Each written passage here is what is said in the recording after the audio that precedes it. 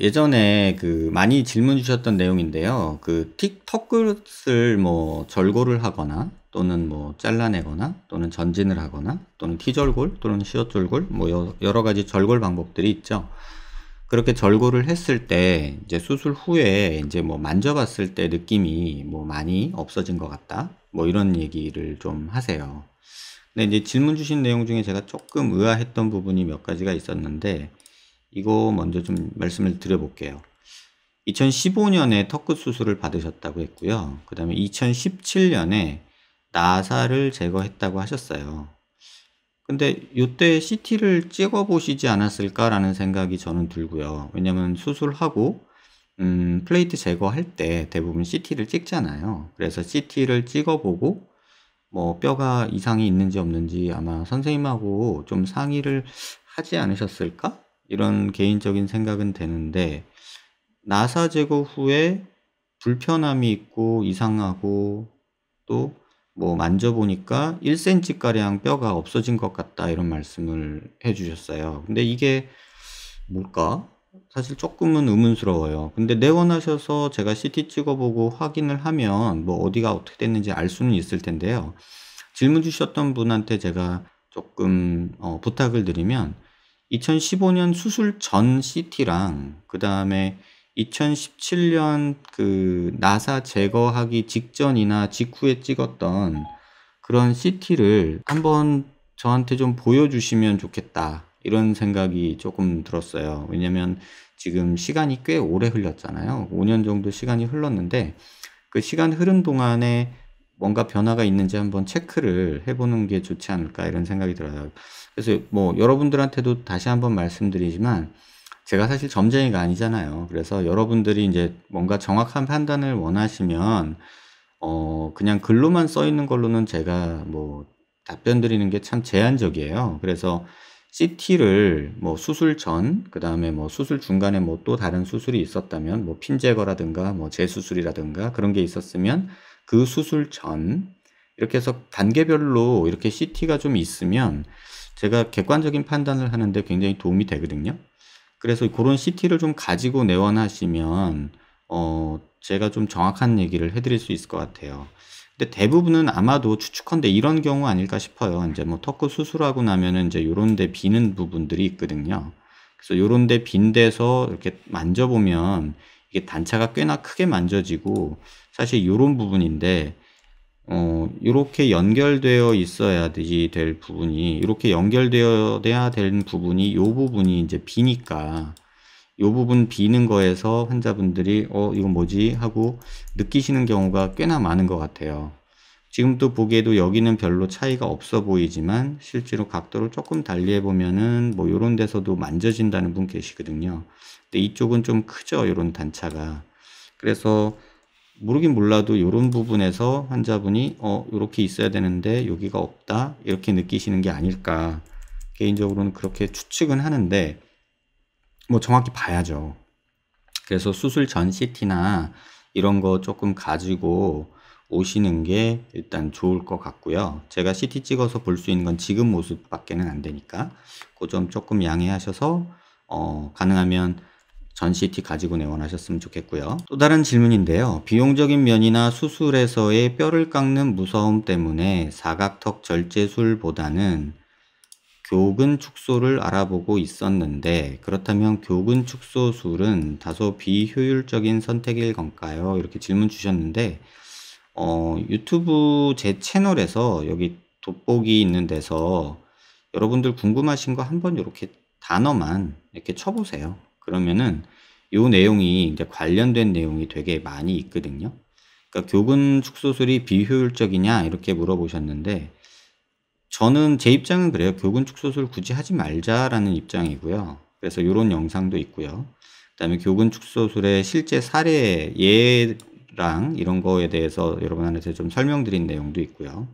그다음에 교근 축소술에 대해서 내가 정말 공부를 하고 싶다 그러면 제가 이렇게 공부하자고 만들어 놓은 조금 긴 영상이지만 논문이랑 이런 것들 정리해 놓은 영상도 있거든요. 그래서 뭐 이렇게 여러 번 영상에 말씀드렸는데 이렇게 질문 주신 거를 제가 또 이걸 다시 리피팅 하기는 좀 그렇고요. 그래서 요런 내용을 궁금하신 내용을 여기 제 채널 안에서 여기 돋보기 마크 있는 데서 뭐 단어만 쳐넣으시면 어지간한 영상들 주제들은 거의 있을 거예요. 그래서 요 부분 같은 거를 여러분이 꼭 질문 주시기 전에 한번 찾아보시면 더 찾아보기 쉽지 않을까? 바로바로 볼 수 있으니까 그런 내용 좀 설명드리고 싶고요. 이거는 얼마 전에 상담했던 분인데요. 제가 조금 의아했던 경우였어요. 그러니까 교군 축소수를 받았는데 뭐 다른 어쩐 질문이 있었어요. 근데 여기에 이렇게 뼈 바로 위쪽에 이렇게 철사 같은 게 이렇게 박혀 있는 모습이 있었어요. 이게 뭐냐면 그러니까 교군 축소술이라는 게 결국은 전기 자극을 주는 거거든요. 근데 전기에 이제 전기가 통하는 이런 금속이 있고 그 다음에 여기에 전기가 통하지 않게 이렇게 얇은 피복이 있어요. 그래서 이게 바늘로 된 거를 피부를 뚫고 들어가서 근육을 찾아서 이제 전기 자극을 줘서 어떻게 보면 전기로 태우는 건데 신경을 그 과정에 요 앞에 부분이 요 부분이 부러진 거예요. 그래서 막 이제 쑤시다 보니까 이게 부러져서 이 철사 같은 전극 끝이 남아있는 이런 경우도 있었어요. 그래서 여러분들이 이제 뭐랄까 어떤 수술 중에 윤곽이나 어떤 조금 침습적인 수술에는 꼭 CT를 전후에 확인하는 습관을 들였으면 하는 바람이 저는 있어요. 뭐 쌍꺼풀라고 할 필요는 없겠죠. 근데 뭐 뼈를 자른다던가 뭐 피질고를 자른다던가 뭐 보형물을 넣는다던가 뭐 이런 수술은 수술해 놓고서 의사도 그렇고 환자도 그렇고 수술이 잘 됐는지 전후에 한번 확인하는 과정은 필요한 것 같아요. 그래서 이런 경우도 있으니 뭐 교군 축소술을 너무 간단하게 생각하지는 마시라 이렇게 좀 말씀을 드리고 싶네요. 이것도 몇 번 환자분들한테 설명을 드리려고 준비를 했고 그리고 말씀을 드리려고 자료를 모으다가 문제는 이게 환자 겉모습을 보여드려야 되는 내용이에요. 이게 한번 질문을 읽어볼게요. 안녕하세요. 제가 치아 교열은 바른데 앞턱이 튀어나와서 경미한 주걱턱, 웃을 땐 마녀턱처럼 되는데요. 제가 얼굴살과 이중턱이 없는데 심지어 남들과 달리 턱목 각도도 80도 정도로 예각이어서 얼굴이 더 길어 보이는 듯해요. 얼굴살과 이중턱이 없으니까 더 그렇게 보이겠죠? 중안면부 함몰에 코 옆 꺼짐이 있어서 오목 얼굴입니다. 얼굴이 오목이고 그 다음에 턱이 앞으로 나온 긴 턱 또는 돌출된 주걱턱 이런 얼굴을 가지고 있죠. 근데 이제 이런 분들이 제일 많이 이제 받는 수술이 턱끝 길이 줄이고 턱을 후진한다. 뭐 이런 수술을 하는데 개인적으로는 조금 반대 입장이에요. 왜냐면 단순하게 그렇게만 보실 게 아니라 내가 중안면부가 꺼져서 턱이 나와 보이는 경우도 있고 턱은 정상인데 중안면부가 꺼져서 턱이 도드라져 보이는 경우도 있고요. 또는 중안면부는 정상인데 턱이 진짜 나온 경우도 있어요. 근데 이걸 환자분들이 판단하기는 조금 어려운 것 같아요. 근데 질문 주신 내용이 이제 턱끝만 건드리면 턱목 각도가 110도로 바뀔 수 있을까요? 뭐 바꿀래 치면은 바꿀 수는 있겠죠. 근데 이 바꾼다고 얼굴이 좋아지는 건 아니거든요. 또한 오목한 얼굴이 턱끝 귀족으로 해결 가능한지 질문 드립니다. 이 질문에 대해서 제가 한마디로 답을 드리면 환자분 얼굴을 모른 채로 이 답을 드릴 수는 없어요. 그게 왜 그런지 오늘은 조금 그거에 대해서 말씀을 드려볼게요. 이게 중안면부 함몰과 그 다음에 긴 턱 또는 주걱턱 이 두 가지가 짬뽕돼 있는 경우들에 대해서 여러분들한테 좀 보여드리고 싶어요. 자, 전에 한번 이런 사진을 보여드렸어요. 얼굴에 뭐 정상적인 비율이거든요. 왼쪽 사진이. 그래서 이마랑 이 턱이 나온 정도가 일자일 때 뭐 좋다. 뭐 이런 얘기가 있어요. 근데 사실 이 기준은 그냥 레퍼런스라고 해서 우리가 그냥 생각하는 기준이지 이게 정답은 아니거든요.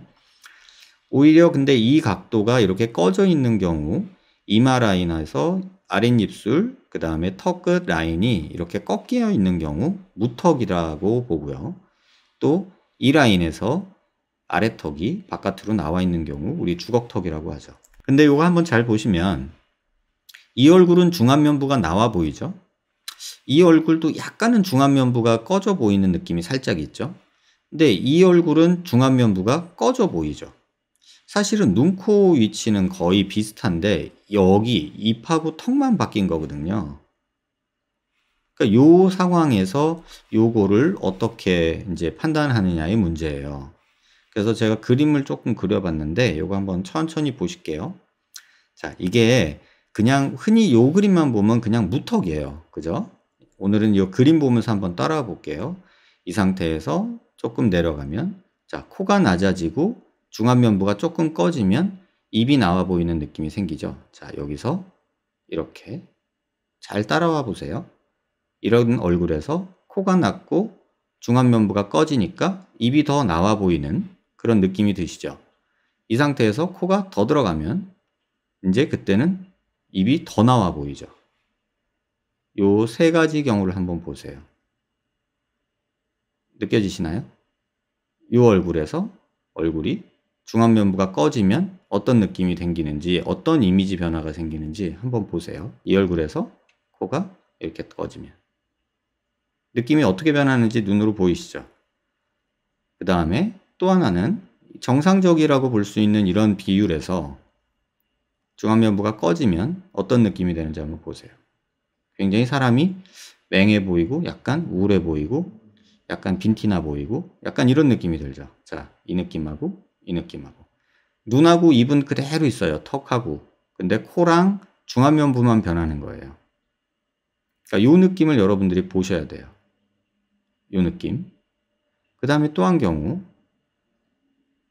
이런 경우도 있어요. 턱이 조금 크죠. 아까에 비해서 요 경우에 비해서 턱이 조금 크죠. 약간 각도진 느낌. 그런 느낌에서 또 중안면부가 꺼지면 어떻게 보이는지 한번 보세요. 느낌을 보세요. 되게 느낌이 많이 다르죠. 중안면부가 꺼졌을 때 이 상황에서 이 환자분은 나는 턱이 나왔다, 주걱턱이다 이렇게 말할 수 있어요. 근데 사실 턱은 그대로 있는 채로 중안면부가 변하는 거에 따라서 어떻게 변하는지 보시면 좀 느낌이 많이 다르실 거예요. 그쵸? 이 중안면부 꺼진 모습과 안 꺼진 모습. 또 있어요. 턱이 좀 이렇게 주걱턱처럼 많이 나온 사람이에요. 그런데 이 상태에서 중안면부가 더 꺼졌다고 생각해 보세요. 이 상태에서 이 상태로. 턱은 그대로인데 중안면부가 들어감으로 인해서 턱이 더 나와 보이는 이런 느낌이 들죠. 요 느낌. 요 느낌. 그죠? 근데 또 간혹 이렇게 앞으로만 나온 게 아니라 턱 자체가 긴 분이 계세요. 이렇게. 그래서 아까 지금 질문 주신 분처럼 이 턱목 각도가 80도로 예각이다. 그래서 난 이걸 긴 거를 좀 줄이고 싶다. 이런 분도 있는데 요 얼굴에서도 중안면부에 따라서 또 바뀌어요. 이렇게 바뀌면 어떠세요? 느낌이? 되게 많이 다르죠. 이렇게 되면 더 턱이 나와 보이고 약간 더 뭐랄까 입체감이 없으면서 얼굴이 좀 심심해지죠. 요런 느낌? 요런 느낌. 그래서 결국은 중안면부가 내가 꺼진 거냐 아니면 턱이 나온 거냐를 판단을 해야 돼요. 근데 이게 글만으로는 판단이 안 돼요. 대부분의 턱이 나왔다고 하시는 분들이 사실은 턱이 나온 게 아니라 중안면부가 꺼져 있는 경우도 있거든요. 그러니까 그거를 판단하기가 정말 여러분들 상황에서는 조금 힘들 것 같아요. 일반인들이. 느낌이니까 그냥. 또 하나 보면요. 이렇게 턱이 긴 채로 꺼진 부분들도 있는데 자, 약간 무턱이죠.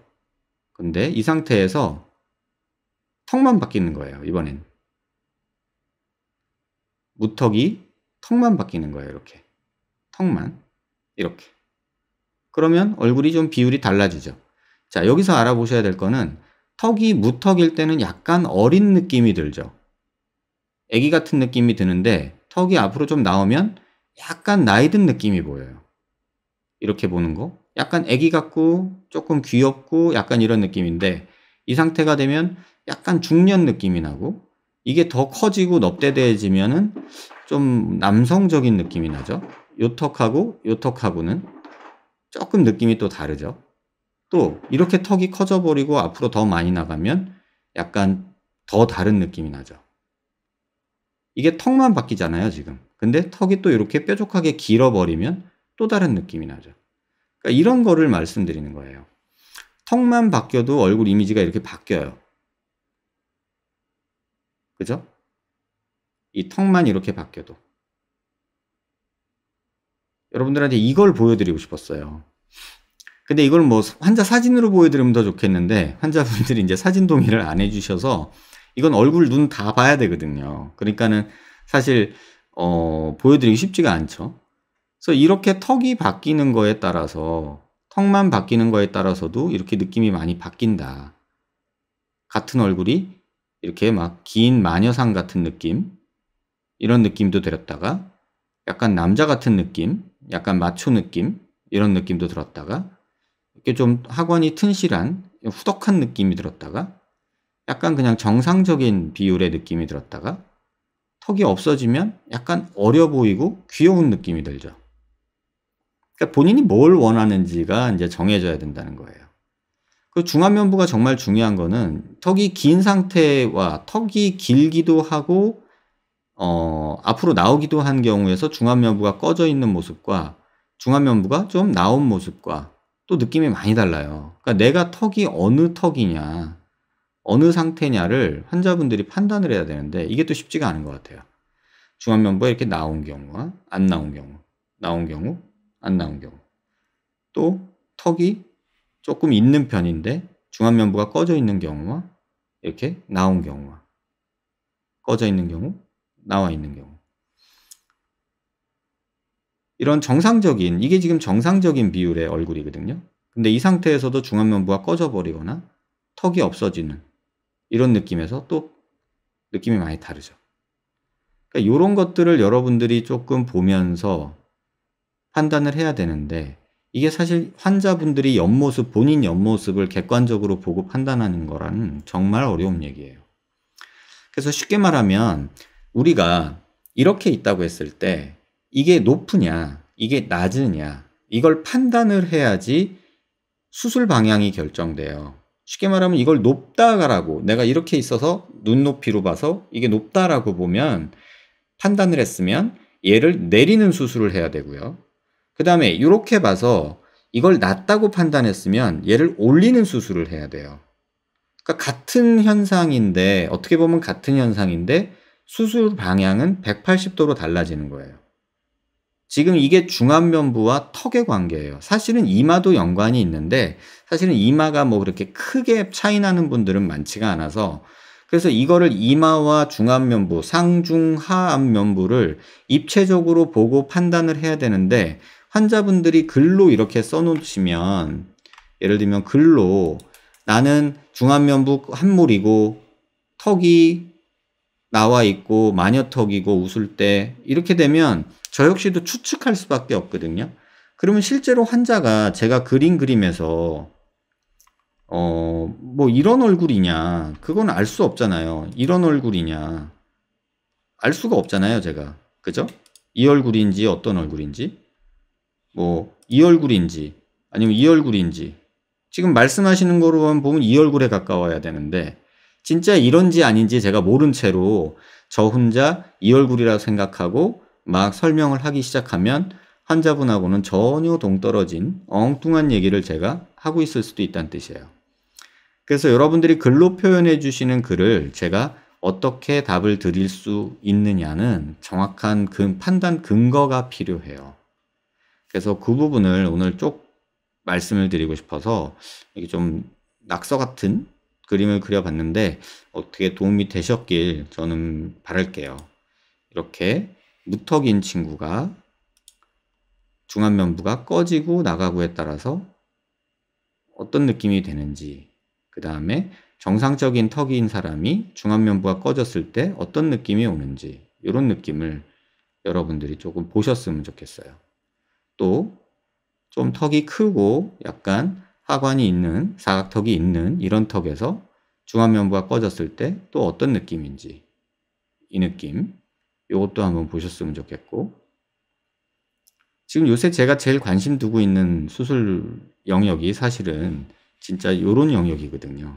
이걸 어떻게 환자들한테 이해시키고 어떻게 하면 이걸 수술로 극복을 해볼까 이제 요런 고민을 하고 있거든요. 사실은.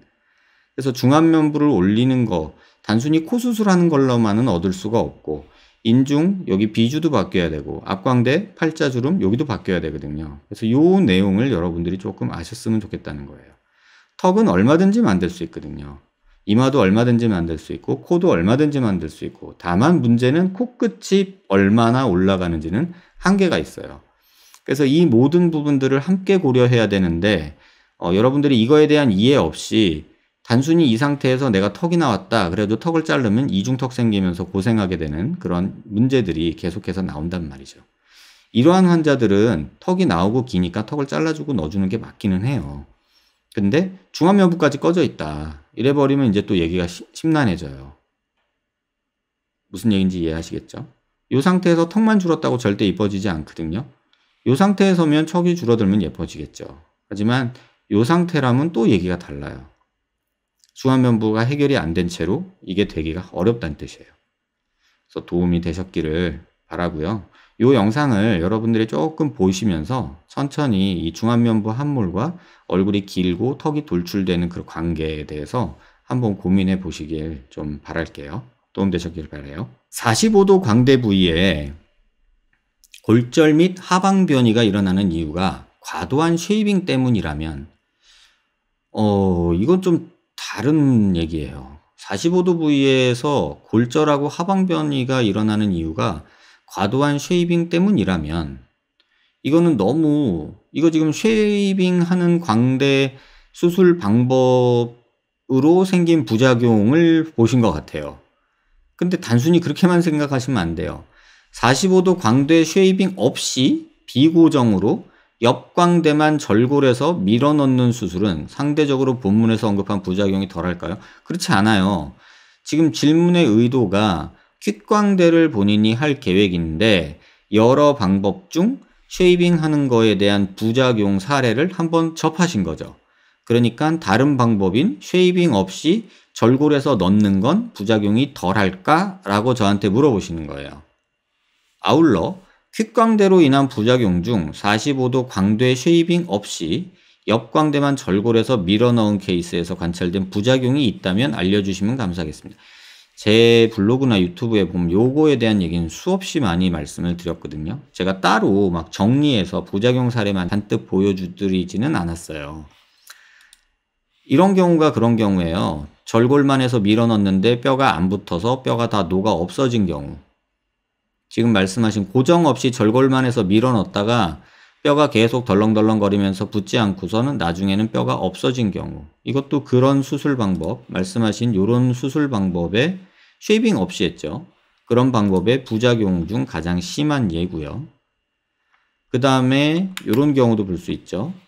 절골 조금 해고서 밀어 넣는데 이렇게 안 붙고 나는 경우, 그 다음에 절골을 하고 뭐 갈아내거나 이런 쉐이빙 없이 그냥 부러뜨려 가지고 밀어 넣은 경우, 수술하고서는 별로 줄어들지도 않고 이렇게 막 광대가 요상하게 되겠죠. 이런 경우에 이렇게 막 뼈가 부러져서 완전히 이건 부러지듯이 돼버린 거죠. 이건 수술이라고 하기보다는 그냥 꼭 이렇게 한 느낌이죠. 이런 경우도 있어요. 절골하고 밀어 넣는데 뼈가 덜렁덜렁거리면서 계속 안 붙고 뭐 움직이다가 한 10년 정도 지났는데 뒤는 어떻게 운이 좋아서 붙었는데 여기 45도 쪽엔 뼈가 다 녹아 없어지고 있던 뼈가 밑으로 처져서 근육에 대롱대롱 매달려 있는 이런 부작용도 생길 수 있고요. 또 이런 식으로 뼈를 잘라서 밀어 넣는데 붙지는 않고 녹아 없어지는 경우도 있고, 요거는 이제 갈아낸 경우긴 해요.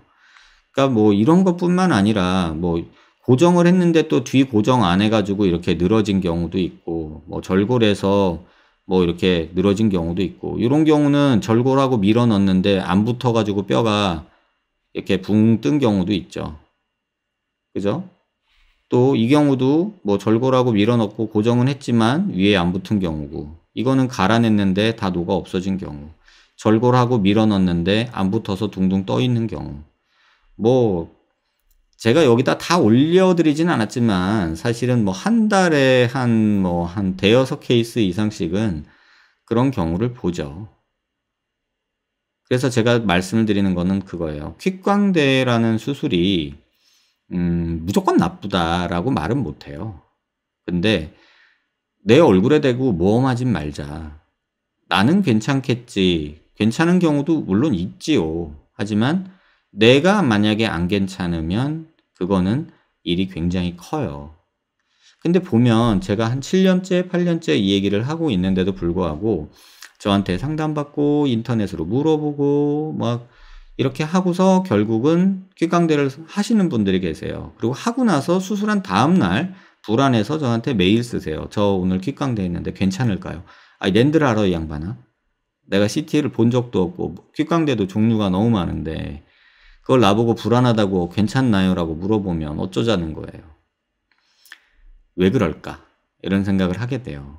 그러면 그냥 뭐 회복이 빠르다, 수술비가 싸다, 뭐 어쩌고 저쩌고 뭐 이런 여러 가지 이유를 대겠죠. 그러면 제가 아무리 얘기해도 그런 분들은 귓강대를 하겠다고 마음먹은 분이기 때문에 바꾸지 못하는 것 같아요. 그래서 겪어봐야 아는 거고 저 역시도 그냥 별 문제 없기를 바랄 뿐이지요. 하지만 제 지인이고 동생이라면 이런 모험을 굳이 내 얼굴에다 대고 하지는 말자. 왜 자기 얼굴에다 대고 모험을 해요? 물건 같은 거야 싼 거 사서 마음에 안 들면 버리면 되죠. 근데 얼굴에 대고 모험은 하지 말자. 그래서 개인적으로는 귓강대를 반대하는 입장이다 라고 말씀을 드리는 거예요. 뭐 귓강대 수술하니 나쁘다 이런 게 아니라 안전성이 떨어진다. 결과 자체가 불안전하다. 뭐 요런 내용으로 꼭 이해해 주시기 바래요. 원장님, 윤곽 수술 후 뼈막, 골막이죠. 골막 봉합은 당연히 이루어져야 하는 과정일까요? 처짐이 심한 사람들은 이 과정이 누락돼서 그럴 확률이 있을까요? 이것도 마찬가지로 제가 유튜브에 굉장히 많은 내용을 얘기를 해놨거든요. 그래서 제 그냥 채널에 오셔서 이 돋보기에다가 골막이라고만 쳐보시면 관련된 글들이 이렇게 나와요. 뭐 골막과 뼈 관계, 또 뭐 골막 위의 근육층을 열어 확인해 가며 이런 질문을 하신 분도 있었고, 골막하 박리라고 뭐 이런 거 얘기도 있었고, 그 다음에 안면윤곽 수술과 볼처짐에 대해서 골막에 대해서 제가 또 말해 놓은 게 있고요. 이 볼처짐에 대한 내용이니까 요 영상을 보시면 볼처짐 이해를 하시기는 좋은 영상인데 문제는 2시간짜리예요. 그러니까 공부하기는 싫고 궁금한 것만 툭툭 던져서 물어보고 싶은 마음 너무나 잘 이해하지만 그런 식으로 만들어진 논리는 굉장히 위험해요. 그러니까는 누군가가 골막 봉합이 안 돼서 볼이 처졌다라는 글을 보셨겠죠. 그러니까 골막이 중요하다고 느끼시는 거죠. 근데 현실은 뭐냐면요. 이 골막 자체가 볼처짐에 기여하는 부분은 제가 생각할 때는 한 5%, 10% 영향이 없진 않아요. 근데 미미한 수준이다. 그렇게 이해하시면 될 것 같아요. 처짐이 심한 사람들이라고 꼭 골막이 봉합이 안 돼서 그러냐? 그렇지 않아요. 그리고 제가 진짜 보여드리고 싶거든요. 제가 수술할 때 입을 열어서 골막 박리를 한 다음에 골막이 얼마나 흐물흐물 걸리고 얇은 조직인지 여러분들한테 보여드리고 싶은데 수술 과정을 보여주면 대한민국도 법상 안 된대요. 공개적인 글에. 제가 제 그 채널에 그 회원들 전용 채널에는 제가 폐쇄적인 데는 또 법에서 괜찮대네요. 그래가지고 거기다는 제가 수술 과정을 좀 올려놨거든요. 그래서 골막을 제가 보여드리는 그 사진들을 좀 넣어놨어요. 그래서 그거를 한번 보셨으면 좋겠어요. 제가 오늘이든 내일이든 뭐 회원 전용 게시판에다가도 그 뼈에 있는 골막 사진을 한번 칼라로 올려놓을게요. 그걸 한번 보시기 바랍니다. 선생님, 턱끝 필러로 턱끝 뼈가 함몰되기도 하나요? 그런 것 같아서요. 이 얘기에 대해서도 되게 많이 말씀을 드렸거든요. 그냥 여기다가 턱 필러라고만 치면 뭐 이렇게 많은 영상들이 나와요. 그래서 요것만 보셔도 될 것 같은데 개인적인 의견을 물으라면 필러를 아주 많이, 그러니까 좁은 공간에 많은 볼륨을 넣으면 그게 필러가 아니라 뭐 지방이라도 뼈 함몰은 올 수 있어요. 그러니까 예를 들면 턱 끝에 뭐 한 2cc 넘게 3cc 막 이렇게 넣었다 그러면 뼈가 조금 주저앉을 수 있어요. 그건 압력에 의해서 주저앉는 거라 뭐 필러랑 상관없는 거예요. 지방을 넣어도 그럴 수 있어요. 그래서 그 부피가 아주 좁은 공간에 많이 들어가서 뼈에 압력이 가해지는 상황이면 함몰될 수 있어요. 하지만 우리가 보통 턱 끝에 필러 맞는 거 1cc, 2cc 넘기 힘들잖아요. 그 정도 갖고는 또 피하 조직에다 놓는 거거든요. 근데 뭐 골막에다가 필러를 놓는다는 이런 선생님들도 계시더라고요. 잘못된 거예요. 골막에 필러를 넣을 수도 없거니와 들어가지도 잘 않아요. 그냥 피하 연부 조직에다 넣는 게 맞는 거거든요. 근데 간혹 제가 어떤 유튜브 영상에서 골막에다가 뼈 위에다가 필러를 넣어야 된다 이런 말을 하시는 분을 봤는데 그거 잘못된 생각이십니다. 필러는 연부 조직, 근육이나 피부, 피하 조직에다가 넣는 게 필러고요. 뼈 위에는 필러 넣는 건 아닙니다. 근데 그렇게 들어간 경우, 일부 경우에서 뭐 이렇게 압력이 가해져서 뼈가 함몰이 될 수도 있겠죠. 하지만 그 전후 관계를 눈으로 확인하지는 못했어요. 그래서 누가 물으면 저는 뼈 필러 때문에 뼈 침식이 생긴다는 내용은 조금 아닌 것 같다. 다만 많이 맞는다면 좁은 부위에 그러면 그럴 수도 있다. 생길 수도 있다. 가능성이 제로는 아니다. 이렇게 답하는 게 맞을 것 같아요. 선생님, 보건수술 말고 관자놀이 부분 없앨 수도 있나요? 그러니까 관자놀이 부분을 없애는데 지금 관자놀이에는 두 개밖에 없어요. 피부 밑에 여기 관자놀이 위에 있는 여기 지방하고요. 여기 측두근밖에 없거든요.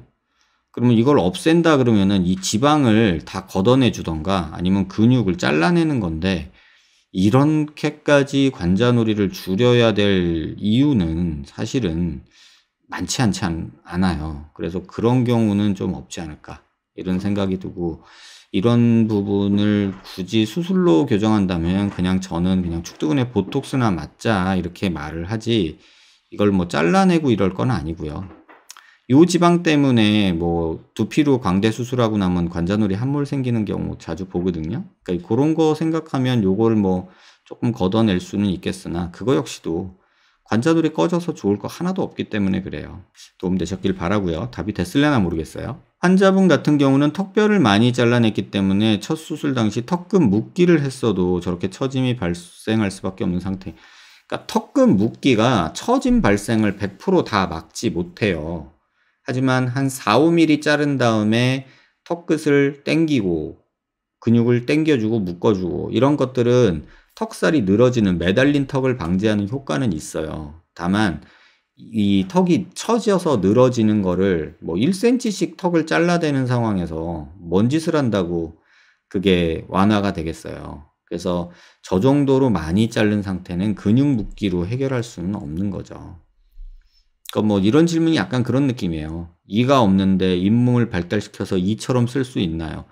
아니 뭐 잇몸으로 죽여야 먹을 수 있겠지만 깨물어 먹고 깍두기는 못 빼먹을 거 아니에요. 그러니까 그런 느낌이랑 비슷해요. 그러니까 뭐 하나를 가지고 다 해결하려는 그런 단답시적인 논리 전개는 조금 위험할 수 있어요, 여러분. 그러니까 그거는 좀 참고하시기 바라고요. 원장님, 제가 현재 턱관절 때문에 스프린트 착용 중인데 턱관절 안 좋아지고 개방교합이 생겼고 제가 느끼기엔 턱이 좀 뒤로 들어간 것 같아요. 지금 2달 착용하고 나니 많이 나아진 느낌인데 치과 선생님은 제 턱이 더 뒤로 들어갈 수 있다고?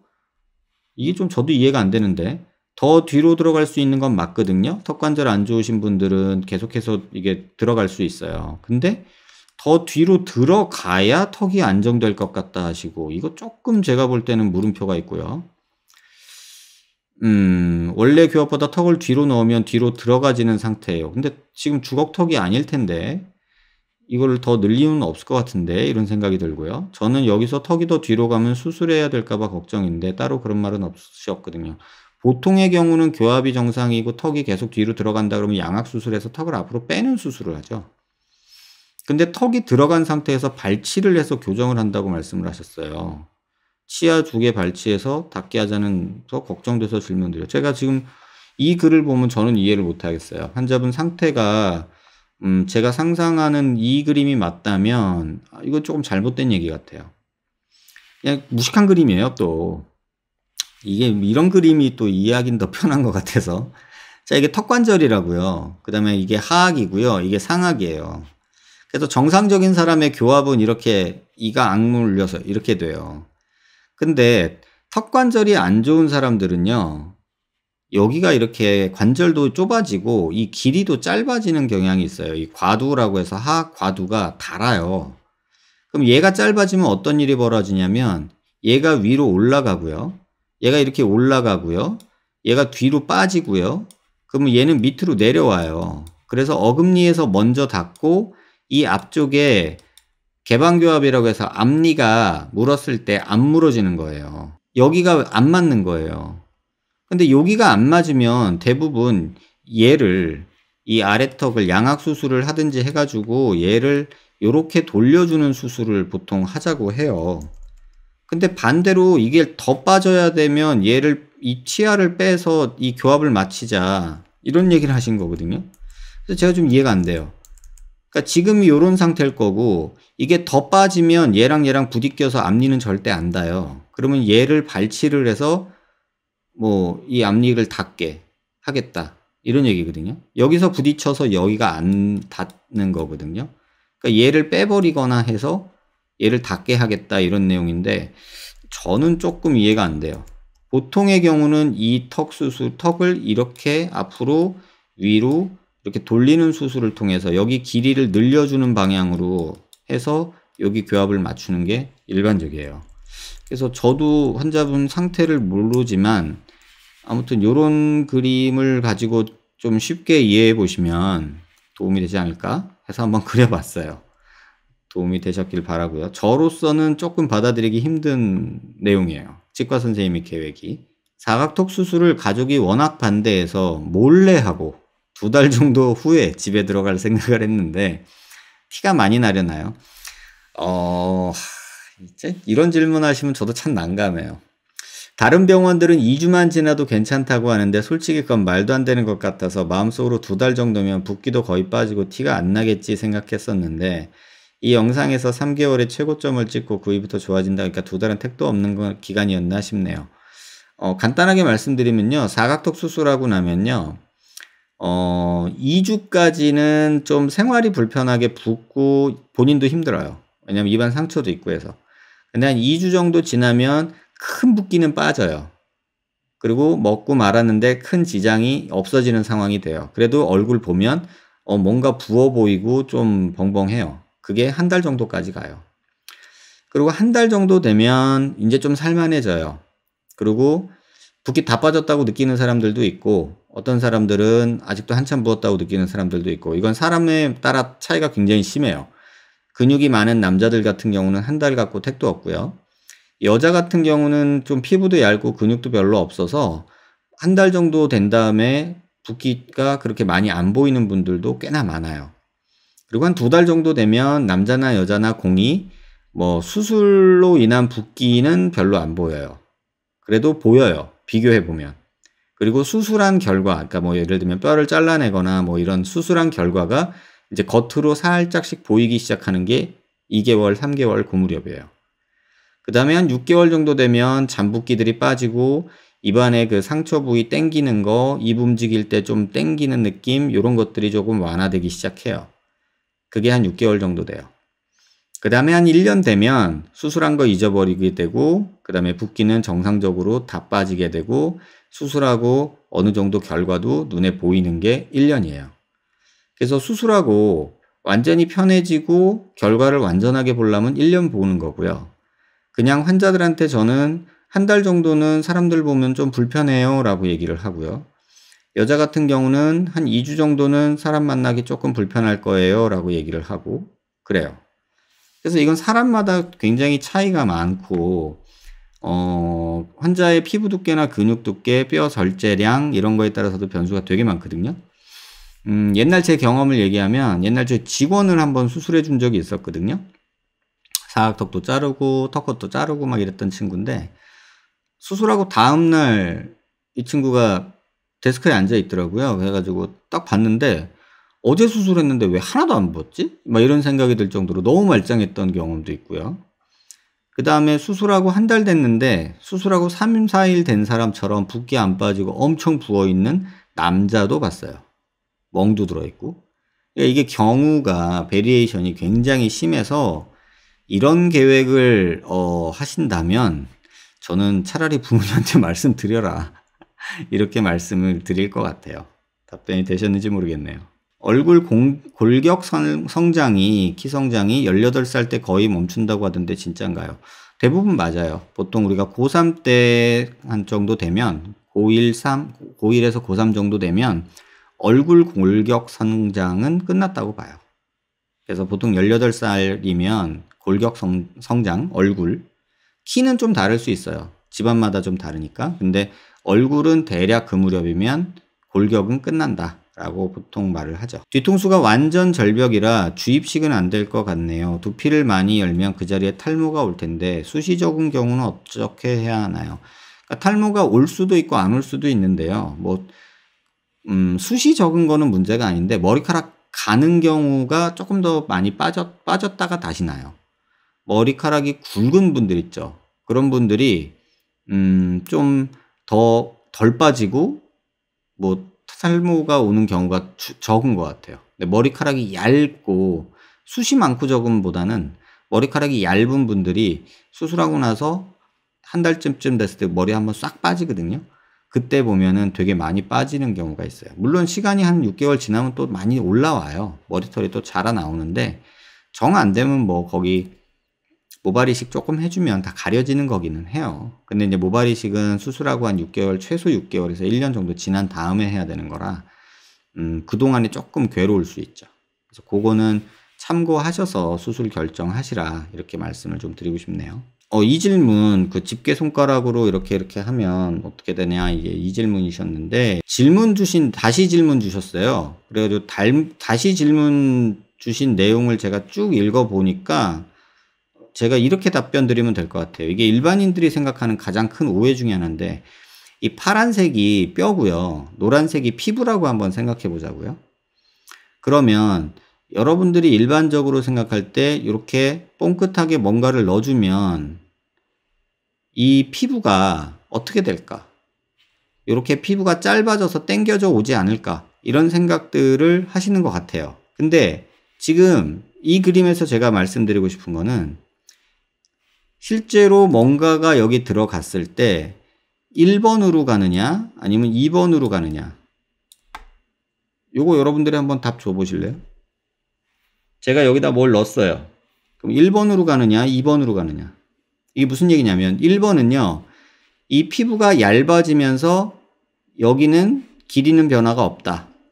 2번은 피부 두께는 그대로면서 길이가 짧아진다. 이게 이제 가장 흔히 하는 질문이 많았던 게 뭐냐면, 코 수술하면 앞트임 안 해도 된다, 이런 얘기였거든요. 코를 많이 높이면 몰려 보여서 앞트임을 안 해도 되지 않을까요? 이런 질문을 지금 한 10몇 년째 받고 있거든요. 대부분의 분들이 지금 1번이라고 적어주셨거든요. 근데 실제로는 1번으로 가요. 2번처럼 될 것 같은 생각이 들 수 있어요. 왜? 손으로 해보면 그렇게 되거든요. 왜 그러냐면요, 이 끝에는요 여기에 붙어 있어요. 묶여 있다고 보시면 돼요. 그냥 여기가 낭창낭창하게 그냥 놀아다니는 피부가 아니라 대부분의 피부들은 얘랑 묶여 있어요. 여길 박리를 아예 해버리지 않는 이상 2번으로 가지 않아요. 우리가 이 보형물 넣는다 그러면은 박리를 해도 보형물 여기다 넣을 거니까 한 요 정도만 박리를 하겠죠? 요만큼만? 그럼 여기 다 붙어 있잖아요. 그쵸? 그러니까 이런 식으로 당겨오진 않아요. 다만 이 겉에 피부가 당겨오면서 얇아지는 느낌이 생겨요. 그래서 1번으로 가요. 2번으로 가는 경우는 뭐냐면 이런 붙어있는 구조가 아닌 부위들이 있어요. 예를 들면 볼살 같은 경우죠. 이런 거는 낭창낭창하게 우리가 주름이 지는 것들이 결국은 어딘가에 붙잡혀 있는 것과 붙잡히지 않은 곳이 있기 때문에, 다시 말하면 여기서 여기를 이렇게 붙잡아서 이렇게 끈이 있다고 생각해 보자고요. 그러면 여기다가 우리가 구슬을 하나, 무거운 쇠구슬을 이렇게 딱 얹어 놨다고 생각해 보세요. 그러면 붙잡혀 있으니까 쇠구슬이 떨어지면 얘는 이런 식으로 되겠죠. 그죠? 이런 식으로 되겠죠. 근데 만약에 여기가 붙잡혀 있는 애가 아니라면 얘는 일로 오겠죠. 이렇게 내려오는 양도 생기겠죠. 그래서 이것도 부위마다 1번으로 가는 데가 있고 2번으로 가는 데가 있다가 정답이에요. 사실은 근데 코 요비 T존 부위는 1번으로 가요. 그래서 피부가 어느 정도 얇아지면서 돌출되는 게 맞아요. 이렇게 되려면 여기가 붙어 있지 않아야 되는데 눈 앞쪽이 여기는 미디알 칸탈 텐던이라는 애가 뼈랑 피부랑 안구를 꽉 잡고 있어요. 그걸 미디알 라페라고도 표현하는데 우리가 앞트임 몽고주름이 있잖아요. 이렇게 눈이 있으면 눈이 이렇게 있다고 치면요. 이런 식으로 있는데 사실 그 눈 안쪽에는 여기에 이렇게 라크리말 레이크라고 해가지고 이렇게 돼 있죠. 근데 눈꺼풀이 이렇게 덮고 있어요. 이걸 우리가 몽고주름이라고 하잖아요. 근데 여기에서 얘 녀석을 꽉 잡고 있고요. 그리고 이 몽고주름 안에도 미디알 라페라고 하는 그 섬유성 근육이 변한 이런 애들이 쫙 잡고 있어요. 그래서 얘를 아무리 당긴다고 해도 얘가 그렇게 망창망창 오지는 못해요. 그래서 아무튼 그런 내용들이 있어서 어떤 부위는 1번, 어떤 부위는 2번 이렇게 간다고 이해하시면 될 것 같아요. 그래서 뭐 이게 모든 부위에서 이렇다, 모든 부위에서 이렇다 이건 아니에요. 어떤 경우 예를 들면 턱을 앞으로 많이 뺐어요. 그러면 여기 갸름해 보여요. 살도 따라와요. 약간 그런 부위가 있죠. 이렇게 연결이 잘 안 돼 있고 뼈가 잘 붙어 있지 아니한데 이런 데는 근데 잘 이렇게 돌려보세요. 꼬집어서. 이건 제 얼굴인데 여기는 이렇게 움직여 보시면 뭔가 붙잡고 있는 것 같지만 많이 안 움직여요. 근데 여기는 이렇게 많이 움직이죠. 여기도 이렇게 많이 움직이죠. 근데 여기를 자꾸 움직여 보세요. 많이 안 움직여요. 그래서 그런 차이 때문에 부위마다 조금 다르다 이렇게 보시면 될 것 같아요. 이마랑 앞광대, 옆광대 튀어나와서 눈이 오목거울처럼 파여서 인상도 세 보이고 이럴 경우는 어떡하나요? 안 그래도 눈도 작은데 코도 짧고 입은 튀어나와 있고 답답하신 건 알겠는데 아까 제가 영상 보여드리면서 말씀드렸죠. 이렇게 글로 표현하면 제 얼굴에서 그려지는 모습은 있으나 그 얼굴이 환자분 얼굴은 아닐 것 같아요.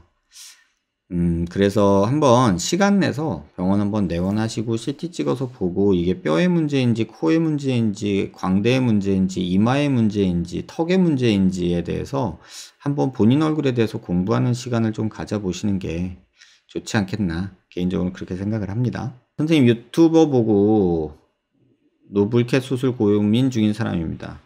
코 수술 후 노블캣 수술도 가능한가요? 가능하죠. 노블캣 수술 후 경과를 보고 코 수술을 해도 되는지 궁금해요. 근데 이래도 되긴 하는데 저 개인적으로는 이쪽을 조금 더 선호해요.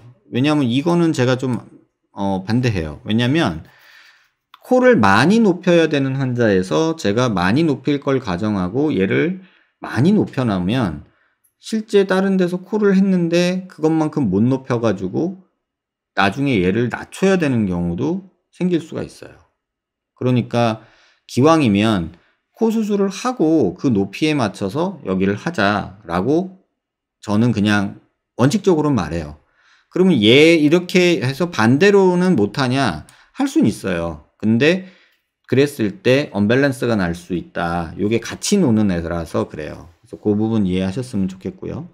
그 다음에 코 수술, 고양이 수술 후에 노블캣 수술을 하냐? 가능해요. 근데 이제 고양이 수술은 노블캣 수술하면서 제거하겠죠. 대부분 지금까지 제가 한 경우 대부분의 경우가 코랑 고양이 같이 하고 오신 분들인데 요게 요 상에서 이거 빼고 요거 다시 바꿔드린 경우가 사실은 제일 많죠. 그리고 마지막으로 노블캣 수술 후 인중 길어 보이면 인중 수술할 수 있는지 인중 수술을 그렇게 계획하고 저한테 오시는 분도 있어요. 제가 노블캣 수술 인디케이션이라고 해서 적응증을 4가지 경우를 딱 정하거든요. 코가 높고 코끝이 높고 콧대 말고 코끝이 높고 첫 번째 팔자가 꺼져 있고 인중이 짧고 입술이 들려 있으면 오리 입술처럼 이렇게 들려 있으면 묻지 말고 하라 그래요. 무조건 이 사람들은 하면은 용돼요. 진짜로. 근데 이 4가지 중에 하나가 빠져 있는 분들이 있을 수 있죠. 예를 들면 코가 낮아. 그러면 나중에 코 수술할 생각하고 수술을 계획합시다 라고 또는 같이 합시다 이렇게 말씀드리는 경우가 있고요.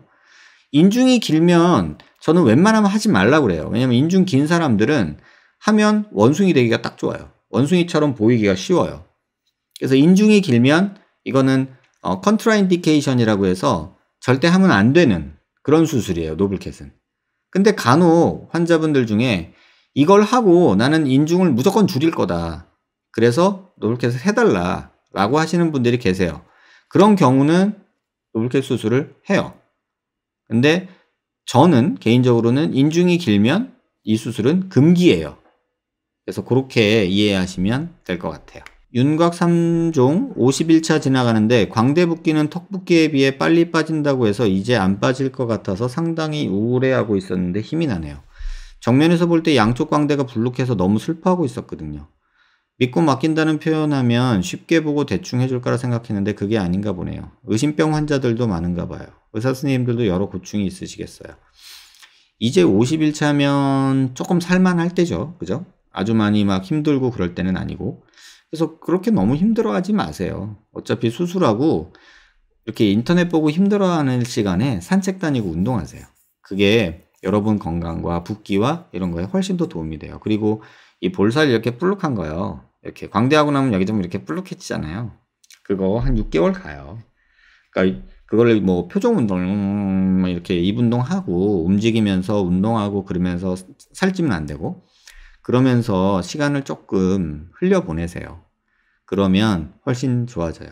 뭐 이 시기에 한약 먹고 침 맞고 윤곽 주사에 초음파에 뭐죠? 체외 충격파에 막 이런 거 하면서 시간 보내시는 분들이 있는데 절대 그러지 마세요. 안녕하세요 원장님. 광대 수술을 받은 지 딱 한 달 차 되는 사람입니다. 유튜브에서 원장님 알게 되어서 이렇게 메일 드려요. 귀 앞 구레나루 절개 이반절개 동반해서 수술했습니다. 제가 수술받은 병원이 너무 멀어서 자주 병원에 가지 못합니다. 자영업자라 시간도 너무 안 맞고요. 수술받고 나니 인터넷에 떠드는 글들 읽고 너무 불안해서 질문 드려요. 그러니까 수술하고 나서 인터넷은 끊는 게 답인 것 같아요. 개인적으로는요. 그러니까 수술하고 인터넷을 보고 물어보는 거 말고 수술하고 수술해준 선생님하고 대화를 좀 많이 하세요. 정 안 되면 뭐 메일을 보내시든 아니면 전화로 물으시든 뭐 이런 식으로 수술해준 선생님한테 물어야지 수술받고 인터넷 하는 것처럼 조금 사람을 힘들게 하는 경우는 없는 것 같아요. 그러다 보면 겁만 나고 더 신경 쓰이고 불안해지고 막 그렇게 되는 것 같아요. 그래서 안 그랬으면 하는 생각이 저는 있고요. 아무튼 요즘 광대를 만지면 절골 라인 따라 갭이 벌어져 있는 게 느껴집니다. 병원에서는 2달 차 될 때 경과 체크 받으러 오라고 하는데 다른 병원들은 수술 받고 CT 찍고 하더라고요. 제가 노상 말씀드리죠. 어떤 병원을 선택하시든지 그거는 환자분들의 자유지만 최소한 걸러라 하는 거는 수술하고 수술 직후에 CT 찍어서 확인시켜주는 병원에서 수술 받으세요.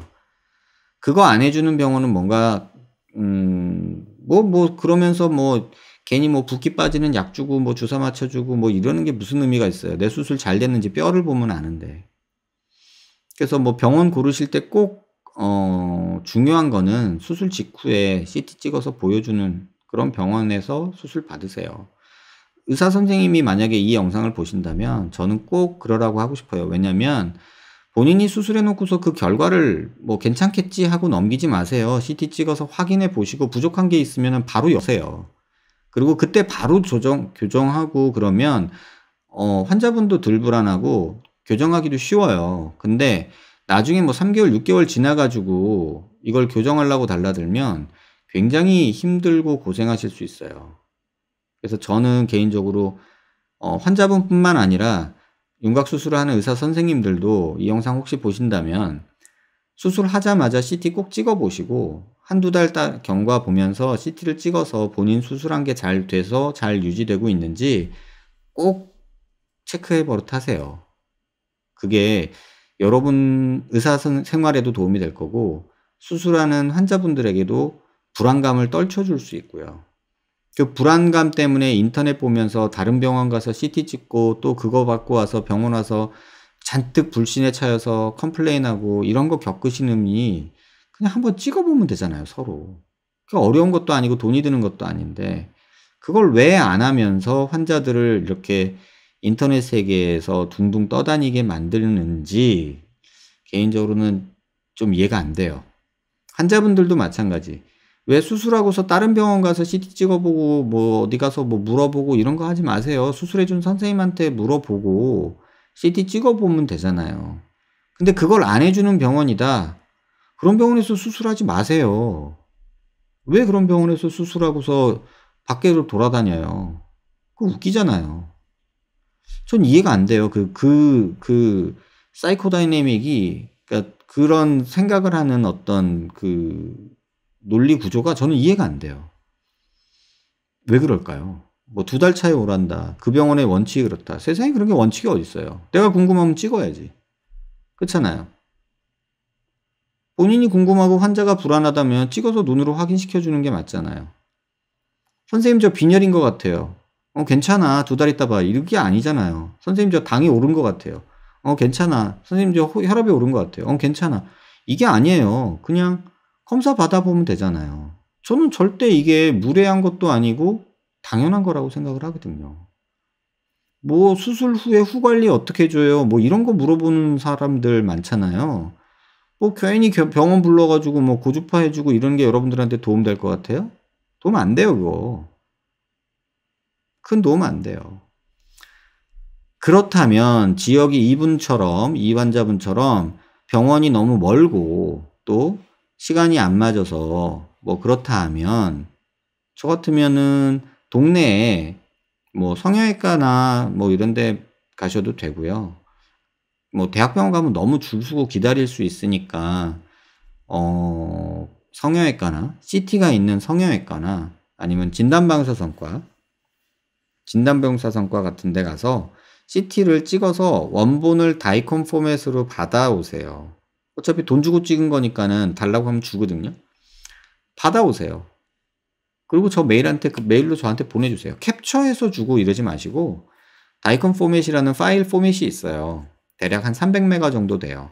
조만한 500K짜리, 500KB짜리가 한 적게는 한 400장에서 한 600장 정도 되는 그런 CT를 찍어서 저한테 그냥 보내주세요. 제가 봐드릴게요. 근데 그건 해드릴 수 있는데 저는 해드리면서도 되게 안타까워요. 이게 뭐 하는 짓인가. 그러니까 마치 그런 느낌 있죠. 내가 애를 낳는데 그 애가 엄마 아빠한테 보살핌을 받는 게 아니라 남의 집 가서 애가 가서 보살핌을 져달라고 하는 느낌. 이런 느낌이에요. 이게 무슨 경우지? 되게 어색해요. 그래서 뭐 수술한 병원하고 무슨 일이 있어서 뭐 싸웠거나 뭐 아주 뭐 이미 그 환자 의사 관계가 깨진 경우가 아니라면 저보다는 수술해준 선생님이 훨씬 많이 아실 거예요. 저는 수술하면서 뼈를 직접 못 받고 본인이 뼈를 잘랐으니까 뼈를 고정을 했으니까 본인이 더 잘 알 것이고 저는 CT를 보면서 추측하는 사람이거든요. 그렇다면 눈으로 보고 자기가 한 사람이 훨씬 더 많이 알죠. 근데 이제 그 이면에는 이런 게 깔려 있죠. 뭔가 나한테 감추는 것 같아. 불신이요, 불신. 그렇게 못 믿는 사람한테, 못 믿을 것 같은 사람한테 본인 몸을 맡기지 마세요, 여러분. 그게 여러분들이 인터넷을 보고 불안을 키우고 불신을 키우고 원망을 하고 이러면서 마음이 힘들어지는 지름길인 것 같아요. 그냥 믿을 수 있는 의사한테 맡기고요. 당당하게 요구하세요. 선생님 저 CT 찍은 거 보여주세요. 2달 있다 찍는 게 저희 병원 원칙이에요. 그러면 제가 궁금하니까 찍은 거 보여주세요. 지금 찍고 싶어요. 아니 수술하기 전에는 그렇게 상냥하던 사람들이 왜 수술하고 나서 CT 찍어달라는데 그게 뭐 이렇게 어려운 거 아닌데 힘들어해요. 그런 병원에서 왜 수술하세요?